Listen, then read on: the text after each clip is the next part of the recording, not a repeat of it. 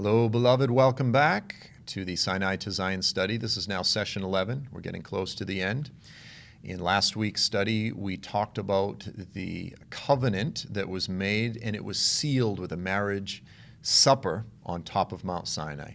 Moses and Aaron, Nadab, Abihu, and the representative 70 elders of Israel, they went halfway up the mountain and they looked up, and it says they saw the feet of God, and then they ate a meal together. And in so many ways, this becomes the prototype, the foreshadow of the ultimate marriage supper of the Lamb at the end of the age, when the betrothal ceremony that was made at Mount Sinai is consummated with the marriage supper of the Lamb. Now, if the story had just ended there, it would be almost perfect. But unfortunately, you have the episode of what I refer to as the golden calf catastrophe. In all of redemptive history, other than the actual fall itself in the garden, this is arguably the greatest catastrophe, one of the greatest of all catastrophes throughout all of redemptive history. It's a horrible, brutal story. Exodus 32, 1 through 4. We ended last week's session by talking about how Moses went up for 40 days, and he was in the presence of the glory of God. Here's Israel at the base of the mountain. They're looking up. They can see the presence of God on the mountain like a consuming fire. God is in blazing fire right in front of them in the middle of the ceremony, in the middle of the marriage or betrothal ceremony. When the people saw that Moses delayed in coming down from the mountain, they gathered around Aaron and they said to him, "Come, make for us gods, idols, if you will, who will go before us. Because this Moses, the man who brought us up out of the land of Egypt, we don't know what happened to him." Aaron replied to them, here's Moses' brother Aaron. He just went up the mountain. He saw the feet of God.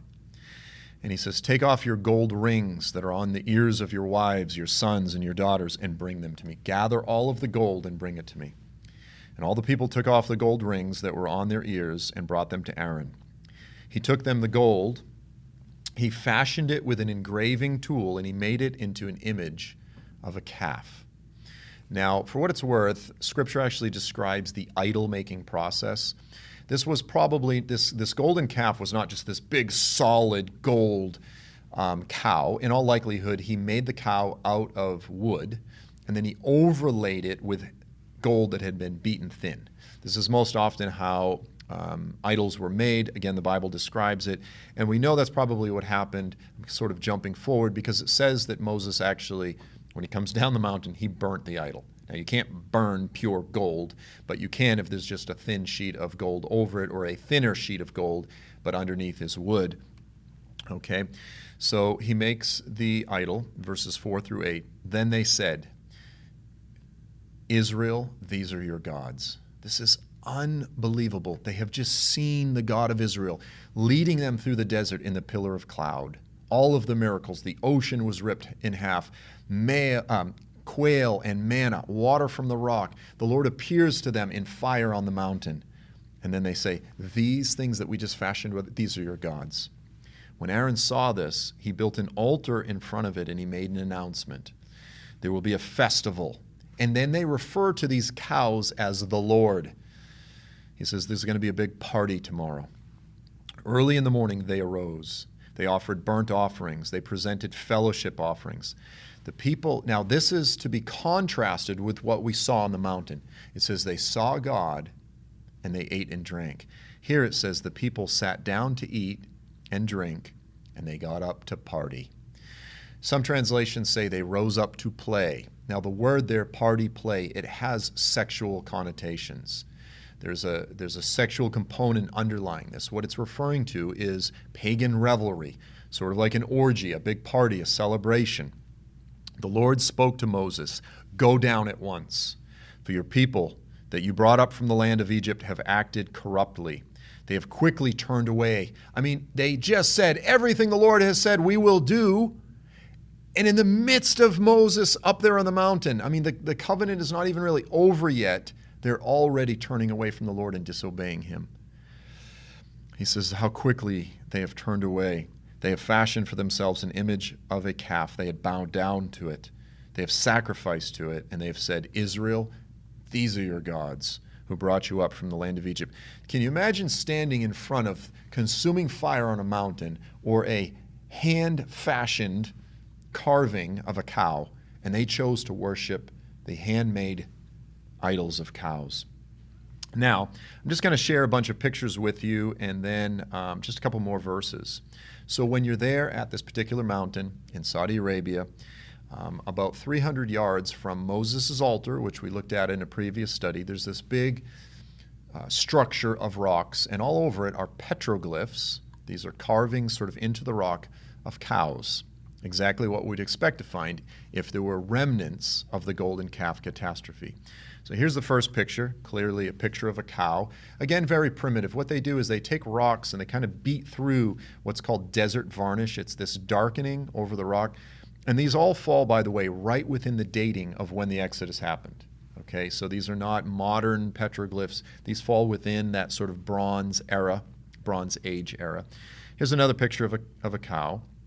There's actually a whole bunch of them all on this sort of, and there's a whole bunch of them on this rock structure, which I believe was the golden calf altar, and there's a handful of others around the vicinity, right in the area. Now here's what's interesting. Here's a picture, because when you study the scholars, they make fun of this. They go, no, these have nothing to do with worship or Israel. These are just pictures of cows. You know, some farmers at one time carved them. It's nothing unusual, this type of thing. Here's a picture from Egypt. This is from the tomb of Pharaoh Seti I. And it's a raised sort of a carving of a cow. You can't see it all that great. I've included a drawing of this carving. You can see it much better. And this is, for no better term, this is Egyptian religious iconography. Okay? These are drawings which portray religious worship within Egypt. Now notice there's some very specific images here. You have the cow. Notice the person standing under the cow with his hands raised. Notice the person holding the tail of the cow in the back. Not really a super common thing to walk behind a cow and hold the cow's tail, or to stand under a cow. But again, this is communicating Egyptian worship of their false cow gods. Now watch this. Here is a mural, a petroglyph, that's right there by the base of the mountain in Saudi Arabia. See the person standing under the cow with his hands raised? Very specific. The point is this: these are not merely scenes that farmers drew. The people that drew this came from Egypt. These images are portraying worship of cows, which is exactly what the Bible says happened. There was a celebration, there was a festival. Now, I didn't notice this the first time, but when I went back the second time, I noticed this. Notice at the back of this cow, there's a person there holding the tail, exactly like the imagery that we see in Egypt. Okay, again, it's little stick figures. They're sort of easy to miss. Here's another picture, another person standing behind the cow, holding the tail, exactly like what we see there in Egypt. Now here's a little bit awkward, but I think it's important to point out.